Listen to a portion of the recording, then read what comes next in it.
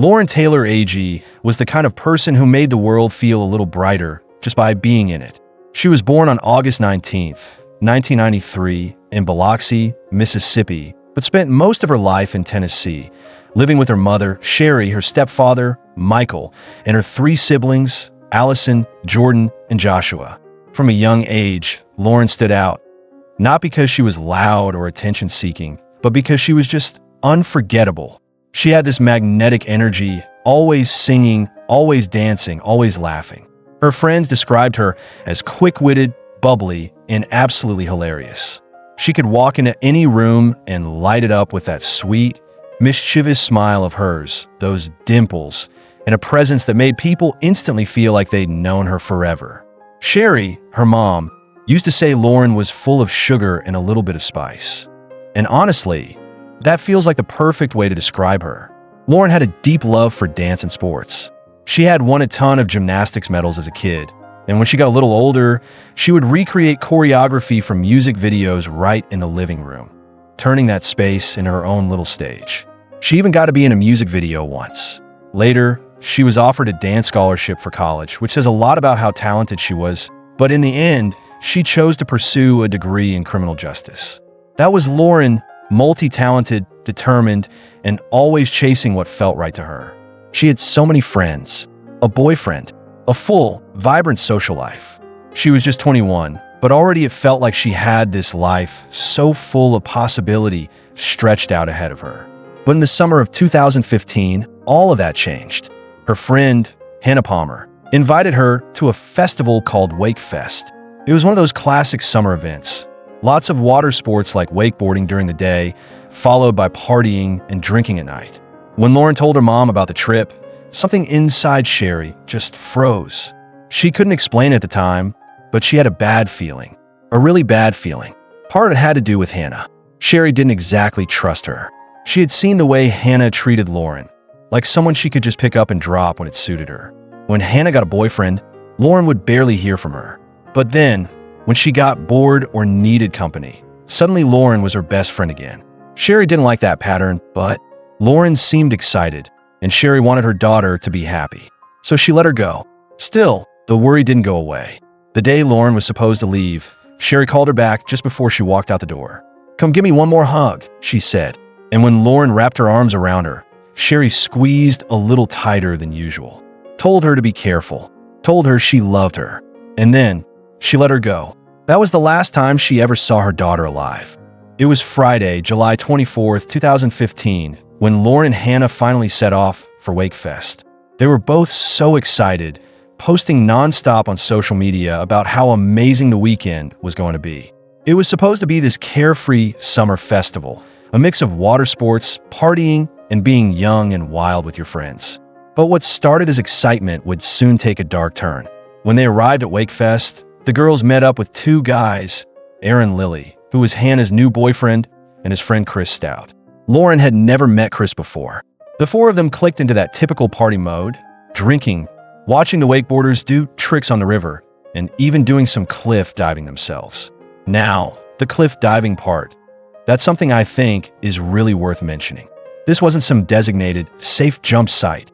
There were rocks scattered below. Some were visible and easy enough to avoid, but others were hidden, especially when the water rippled over them. People jumped anyway. It was one of those just don't think about it kinds of moments. Everyone was making it into the water okay, until it was Lauren's turn. She jumped. She avoided the visible rocks like everyone else, but just as she was midair, a submerged rock became visible, and it was too late. She hit the back of her head as she landed in the water. For a moment, she was out of it. Her friend said it seemed like she might have blacked out or had a minor concussion. But after a while, she seemed okay. She shook it off, they said, laughed it off. The day carried on like nothing happened. I know that incident doesn't seem directly connected to what happened later, but I can't help but think it tells us something about how unregulated and reckless this whole environment really was. There were no medics, no lifeguards, just kids jumping off cliffs and hoping for the best. That night, all four of them, Lauren, Hannah, Aaron, and Chris, kept drinking. According to them, Lauren was fine, like completely back to normal. But around 2 a.m., they decided to call it a night. That's when something changed. Up until this point, Lauren had been under the impression that they were staying in a rented cabin. That was the plan, or at least the plan she was told. But suddenly, Hannah dropped new information on her. They weren't staying in the cabin. Instead, they were going to camp on a high bluff across the river. It wasn't an official campsite. In fact, it wasn't even part of Wakefest's managed land. It was this weird, jutting piece of land right in the middle of the river where all the water sports took place during the day. No lights, no fencing, no rules, and no one to say, hey, this is actually kind of dangerous. Because technically, it wasn't Wakefest's problem, but it should have been. That bluff. It had a 90-foot drop to the water below. When Lauren heard about this last-minute change, she was immediately uncomfortable. She didn't want to sleep out there. It was dark, remote, isolated, and honestly, it just felt wrong. She started walking around the nearby bars, trying to find someone, anyone, she knew. She wanted to see if she could crash somewhere else. While Lauren was going around trying to find someone, anyone, she knew who could help her avoid camping on that cliffside, she bumped into a familiar face. Cassie Franks, an old friend from high school. Someone Lauren hadn't seen in a while, but who just so happened to be a regular at Wakefest. Cassie had been coming to the festival for a few years now, and a couple summers back, she had actually camped in the same spot that Lauren was now expected to sleep on. And Cassie? She hated it. She told Lauren that the entire time she was camped there, she never felt safe. Not even for a moment. That bluff, this steep, unstable hill across the river, wasn't meant for sleeping. It wasn't even officially part of the event. There were no signs, no staff, no security, no paths carved out or rails or lights or anything that would make someone feel like they were meant to be there. The only way to get there was by canoe, literally paddling across a river in the middle of the night while blackout drunk. And then, once you made it across, there was still that dangerous climb up the bluff. Steep, loose dirt, unstable rocks, and no clear trail. Most people were wearing flip-flops or even barefoot, not exactly the kind of footwear you'd want while scrambling up a muddy hillside in the dark. Apparently, over the years, some guests, not organizers, just people, had tied a rope between trees to help others get up the hill. Just imagine how many people must have slipped and fallen for someone to say, you know what? We need to rig up a rope just so we don't die. That rope became a permanent fixture, a grim little workaround for a serious safety hazard. And that was just the climb.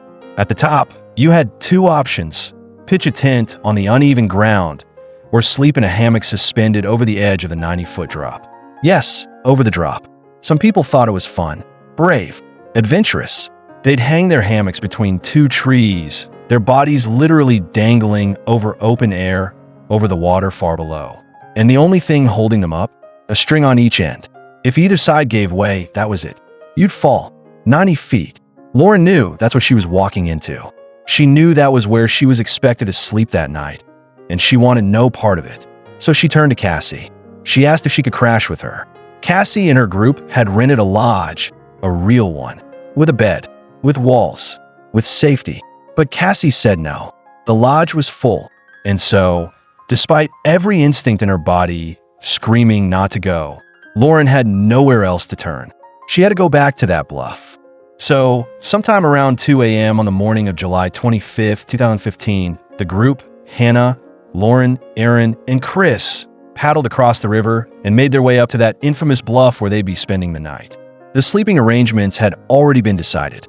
Hannah and her new boyfriend Aaron would share a two-man tent pitch somewhere on the land. And Lauren was expected to sleep in a hammock, suspended over the edge of that 90-foot drop, with Chris.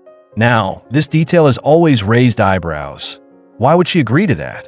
From everything we know, Lauren wasn't romantically interested in Chris. She had a boyfriend back home. She wasn't out there looking for anyone new. In fact, multiple people who saw her at Wakefest said she and Chris were just casual acquaintances at best. No sparks, no flirting, no real connection. Just two people who happened to end up in the same group. There's even talk of a video from that night, one I haven't personally seen, but many people reference it. In it, Lauren and Chris are at a bar. Chris walks by, and Lauren turns to the camera and pulls a face, like a playful, exaggerated grimace. Not a face you make towards someone you're into. Maybe it was a joke. Maybe it was real. Maybe both. But it speaks volumes. According to Cassie, the same friend Lauren ran into earlier, Lauren wasn't interested in Chris at all. She was just kind of playing the wingman role, keeping Chris busy so Hannah and Aaron could have their alone time. That was the real reason she ended up in that hammock with him. So the four of them climbed up that hill, made their way to the ledge in the dark, and went to sleep. Lauren and Chris in that thin hammock, swaying over the edge of a cliff. And by morning, Lauren was gone. The next morning, when the sun had come up and the rest of the festival had started to buzz back to life, Lauren was nowhere to be found. But strangely, no one panicked. Hannah, Aaron, and Chris claimed they just assumed Lauren had woken up early and headed back down to the main festival site on her own. They didn't think anything was wrong. According to them, it was just Lauren being independent, not wanting to wake anyone else, not wanting to wait around. So they didn't worry. They didn't tell security. They didn't contact the police. They didn't even tell Lauren's family. Instead, they just went about their day. As the hours went by, they started casually asking around, talking to people Lauren knew, Cassie, a few other mutual friends. Hey, have you seen Lauren today? They'd ask. But no one had. Not a single person had seen Lauren at all that day. Still, no one raised an alarm. And then, at around 4:30 p.m., everything changed. Two local fishermen, a father and son named Harry and Dina Elder, were out on the water just a short way from the bluff. That's when they noticed something pink floating near the shoreline. As they moved in closer, they saw it wasn't just debris. It was a body, a young woman floating face down, wearing pink shorts. It was Lauren. Harry later said that the moment he saw her, he got a terrible feeling in his gut. He didn't check for a pulse. He didn't try to move her. Something about it just felt wrong. So he and his son turned the boat around and called the authorities. When police arrived and examined the scene, there were immediate red flags. Lauren's body had come to rest in this shallow, curved section of the shore, not directly below the bluff, not where she could have just rolled off or fallen. And even more strange, the direction of the water's current that day was flowing away from where she was found. If she had fallen from the bluff into the water, the current should have carried her in the opposite direction. But it didn't. Her body was right there, in a quiet curve, almost as if it had been placed there. And that's when some people began to question, did Lauren fall accidentally, or was she put there on purpose? It's a theory that would only grow louder as the investigation unfolded. After Lauren's body was discovered, the two fishermen, Harry and his son Dina Elder, took officers out on the water to show them exactly where she was found. At this point, it was still early. Only 4 people in the world knew there was even a body in that river: Harry, Dina, and the 2 officers. But before they could even reach her, something unexpected happened. As they were paddling toward the location, they came across a man in a canoe heading in the same direction. The police stopped him and told him to turn back, that this area was off limits. And that's when the man said something that sent a shiver down their spines. That could be one of our friends over there. The man in the canoe was Aaron Lilly, Hannah Palmer's boyfriend, one of the people Lauren had spent the night with, one of the last people to see her alive. But here's the thing. How did he know? No one had announced the discovery yet. The body hadn't been examined. Even the police hadn't laid eyes on it. So how could Aaron possibly know there was a body out there? And not just that. How could he immediately assume that it was Lauren? Some people have tried to explain it away. Maybe someone from the shoreline had seen something. Maybe word spread quickly through whispers. But even then, why was Aaron trying to reach the body before the police could? It fell off. All of it. It felt like someone trying to get ahead of something. When Lauren's body was finally recovered from the water, it was sent for an autopsy. That's when the red flags really started piling up. There were bruises on her back, across her shoulders, the kind of bruises that come from blunt pressure, like something or someone had been pressing down hard, deep enough to leave that telltale marbled look, the blood pooling just under the skin. But that wasn't all. There were also marks on her chest, specifically on her breast, and one of them looked eerily like a bite mark. Now, here's where it gets even more upsetting. The shape of the bite was sideways, not vertical. It wasn't the kind of position you'd expect from a consensual or even spontaneous moment. It looked like someone had reached over her body, like they were hovering over her, and bit her in a controlling, forceful way. When the officers who pulled Lauren from the water saw that, they raised concerns. They urged the team handling the autopsy to perform a rape kit, because a bite mark on the breast, it's often one of the clearest signs of sexual assault. But no rape kit was done. No swabs were taken. No DNA samples. Despite the fact that her body had unexplained bruises, despite the suspicious mark on her chest, despite everything, it was dismissed. Just like that. And that decision would go on to haunt this case forever. When people started asking why no rape kit had been done on Lauren, the police gave their reason. She was wearing a tampon. And in their eyes, that somehow meant she couldn't possibly have been sexually assaulted. But that's just not true. I mean, think about it. A rapist, someone violent and without conscience, isn't going to stop or change their mind just because someone is wearing a tampon. That logic doesn't make any sense. And besides, according to her mother, Lauren wasn't even on her period at the time. So why was she wearing one? Well, that part actually makes sense. Lauren was at a water sports festival. A lot of women in those kinds of situations will wear a tampon as a preventative measure, just to be safe to avoid an accident, especially if you're going to be cliff diving, wakeboarding, or constantly in and out of the water. That detail alone shouldn't have shut down the possibility of assault, but for some reason, it did. And then there's a darker theory that begins to surface. What if the tampon was planted? What if someone who did harm her inserted it afterward to make investigators believe she hadn't been assaulted? To close that door before it could even be opened? At first, it sounds far-fetched, but then more strange details start to pile up. Lauren wasn't found in her own clothes. Her mother, Sherry, was immediately confused when she saw what Lauren was wearing. She didn't recognize the outfit. The bra, whoever's it was tangled in a way that just didn't make sense. Anyone who wears a bra knows that if the strap is twisted or uncomfortable, you fix it. It's not something you just walk around in all day. And Lauren definitely wouldn't have left it like that herself. But more than that, the clasps on the back, there were 3. Only the top one was fastened. The other 2 were left open. Now think about that for a second. If you were getting dressed to spend the day out drinking, cliff diving, doing water sports, would you only fasten one clasp on your bra and leave the rest undone? That doesn't make sense. It's uncomfortable, risky, and just not how people dress themselves, especially for something that physical. So either Lauren got dressed by someone else, or she was put into those clothes after she had already died.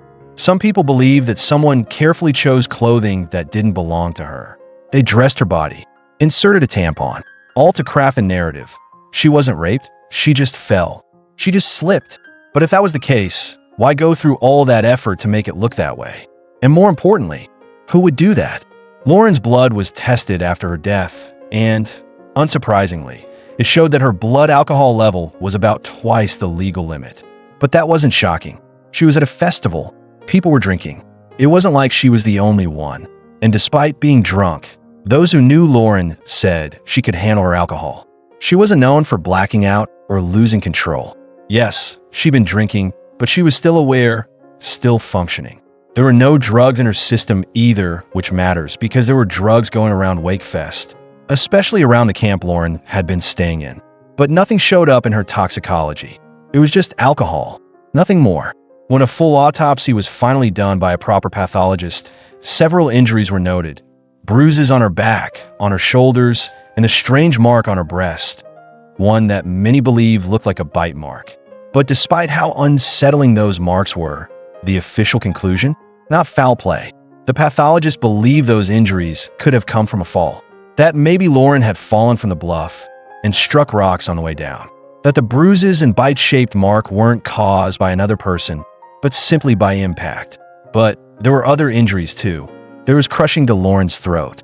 A lot of people believe that kind of damage isn't something you get from falling. It's more consistent with strangulation.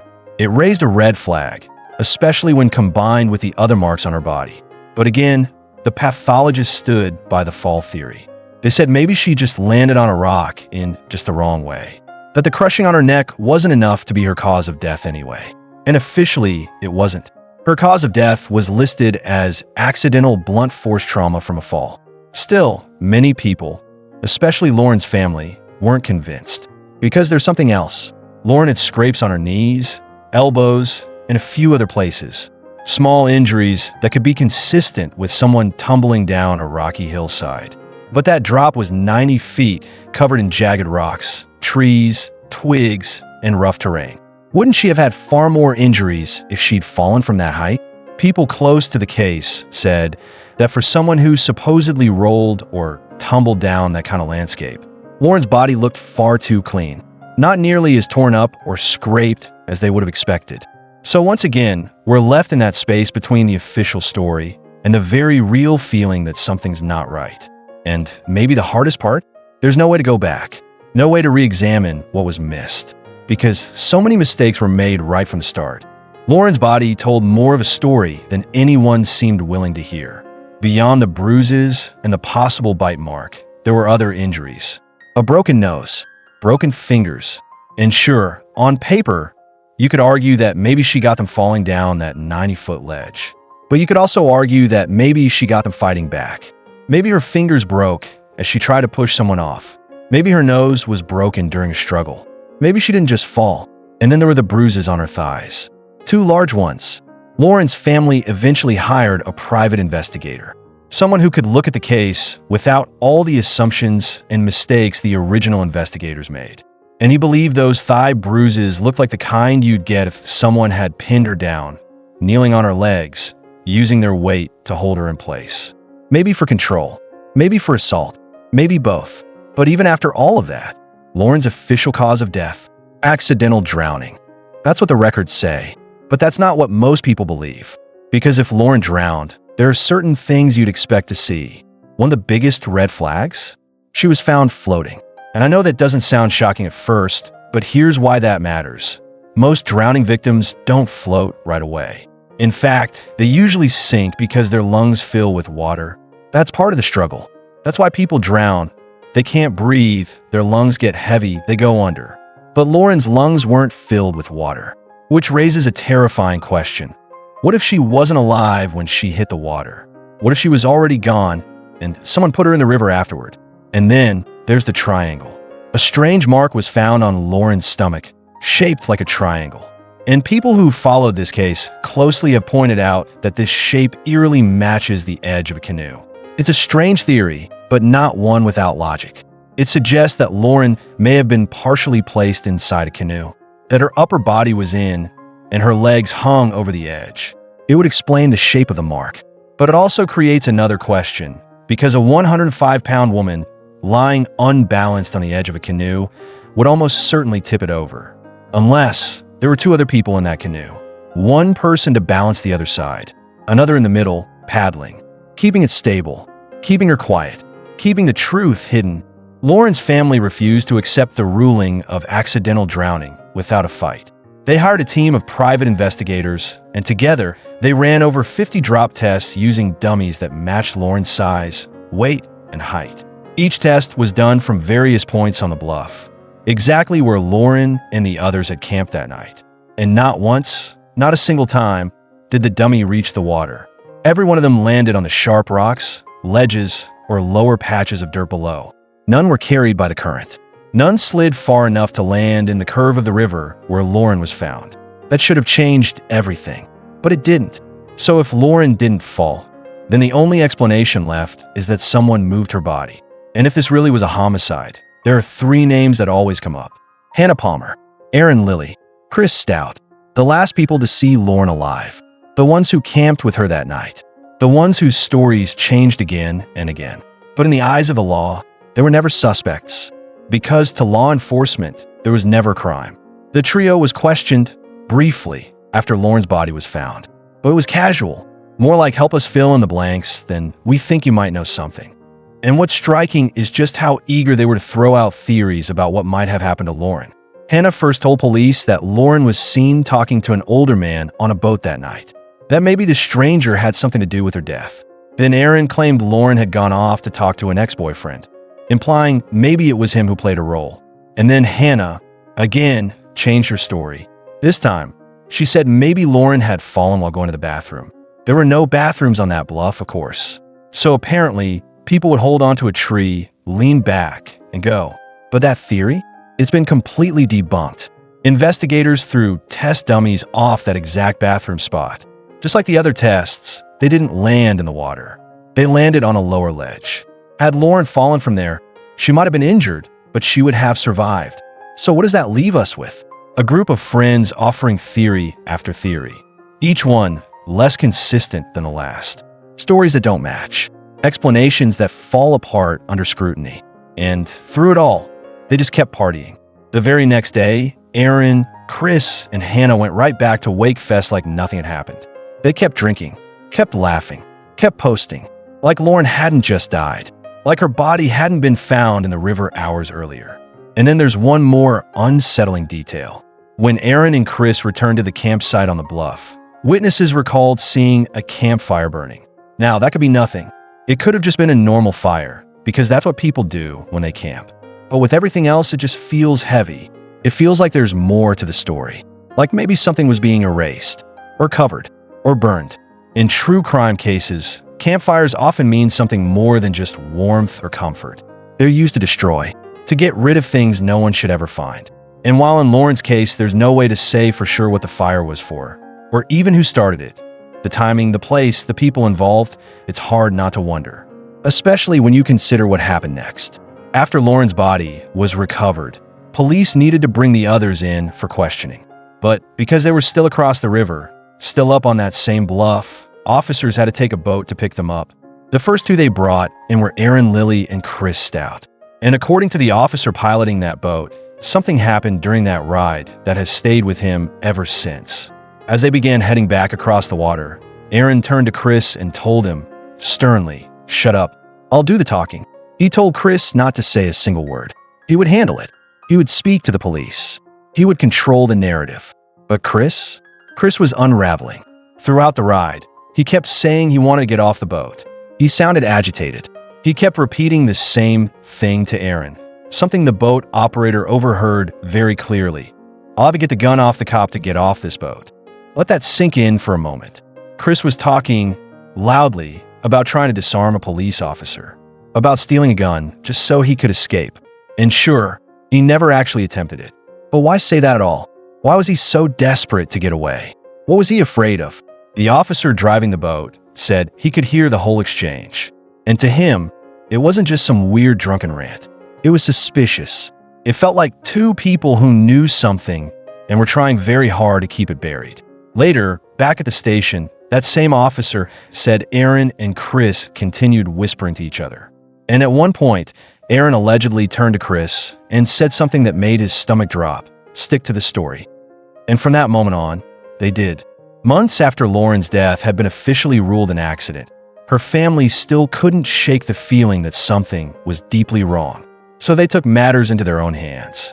They hired private investigators, people who weren't bound by official narratives or pressured to close a case quickly. And one of the first things they did was start questioning people who actually knew the three individuals Lauren had spent her final night with: Hannah, Aaron, and Chris. One of the people they spoke to was Cassie Franks. You might remember her. Cassie was the old high school friend Lauren bumped into at Wakefest, the one she'd asked for a place to stay. But Cassie was also more than that. She was Aaron Lilly's ex-girlfriend. And what she told investigators was terrifying. Cassie said Aaron had been abusive throughout their relationship. Aggressive, controlling, violent. She eventually broke things off because she couldn't take it anymore. She even had photos, pictures of her injuries, showing bruises and bite marks. And if you believe that the mark on Lauren's breast was a bite, then suddenly there's a possible link. Of course, officially, the autopsy ruled that mark as non-suspicious. Just an injury from a fall.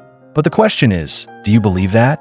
Another person investigators reached out to was Lauren's friend Jade. Jade hadn't gone to Wakefest that weekend. She was at home, but she'd been texting with Lauren that night. And what Lauren texted her was heartbreaking. She told Jade she wasn't having fun, that she wanted to leave. She even asked Jade to come pick her up, but it was late, dark. The roads were winding and unfamiliar. Jade didn't feel safe making the trip, so she said no. And that was one of Lauren's last chances to get out. Later, Hannah would tell police that Lauren had been so desperate to leave, she was threatening to drive herself home, drunk. That's why, according to Hannah, Aaron and Chris took Lauren's car keys, for her own safety. But there's another side to that. Lauren had already told multiple people that the group had been mean to her that night. She felt isolated, humiliated. She wanted to go home, not because she was irrational or drunk, but because she didn't feel safe with them. So maybe they didn't take her keys to protect her. Maybe they took them to control her, to keep her from leaving, to stop her from getting away. It's possible Lauren did mention driving home, whether seriously or in frustration, and they used that as a justification for taking her keys. But it's also possible that they took them just to mess with her, to keep her stuck, to make her feel powerless. We don't know for sure, but we do know this. Lauren tried to leave. She told people she didn't feel okay, and no one came. There was one more person who came forward, someone who had no connection to Lauren or to Hannah, Aaron, or Chris. A man named Chris Brown. He wasn't at Wakefest. He wasn't drinking or partying or involved in any way. He was just a regular guy on a weekend away with his wife and kids, staying in a cabin by the lake. The same lake where Lauren would later be found. And what he saw has haunted him ever since. He said that sometime around midnight on the night of Lauren's death, he stepped out onto the dock behind his cabin. It was dark, quiet, but then he noticed someone, a young man, swimming toward the dock. The man climbed up, soaking wet, spitting up water, gasping for air, visibly shaken. Chris Brown later described him as looking distraught and worn out. According to him, this young man said something that stuck with him. "I almost drowned trying to swim back from the bluff." Chris Brown didn't know who the man was at the time, but later, after seeing photos and news coverage, he became convinced that the person he saw was Aaron Lilly, not just because of his build or face, but because of the shorts he was wearing. Knee-length swim trunks with an American flag pattern, the same style Aaron had been seen wearing at Wakefest earlier that day. Now, some people question this account, mainly because of the timing. Chris Brown said this happened around midnight, but other reports place Lauren still alive with the group at 2 a.m. So either Chris's timing was off, or there's a deeper issue with the stories told by Aaron, Hannah, and Chris. And honestly, in cases like this, witnesses do mix up times. It happens. Midnight, 1 o'clock, 2 o'clock. It blurs together. But what makes Chris Brown's account feel real is that he had nothing to gain. No reason to insert himself. He wasn't even part of the event. Just a man standing on a dock in the dark, watching someone crawl out of the water, shaken and scared, and later realizing that something terrible might have already happened by that point. If he was right, if that man was Aaron, then why was Aaron alone? Why was he swimming back, choking on water, while Lauren was still unaccounted for? And if it wasn't Aaron, then who was it? And why has that man never come forward? Before we wrap up this story, there are a few more things you should know about the 3 people who were with Lauren the night she died: Hannah, Aaron, and Chris. As we've said, after Lauren's body was found, they didn't leave the festival. They didn't take time to grieve. They didn't even go home. They stayed at Wakefest for 2 more days, drinking, partying, and posting as if nothing had happened. And when they did eventually leave, Chris posted a photo from Wakefest on Instagram. The caption? "Best weekend ever." It's hard to even process that, because Lauren had died, their friend had died, and they had been the last people to see her alive.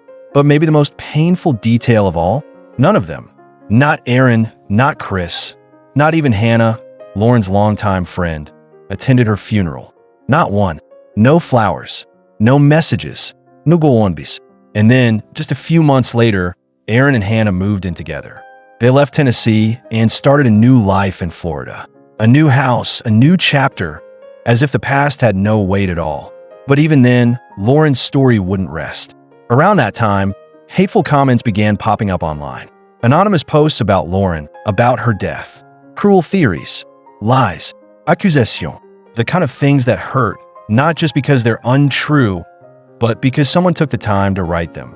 Lauren's family, desperate to stop the harassment, brought in their private investigator again. And when they traced the IP address behind those cruel posts, it led back to one place.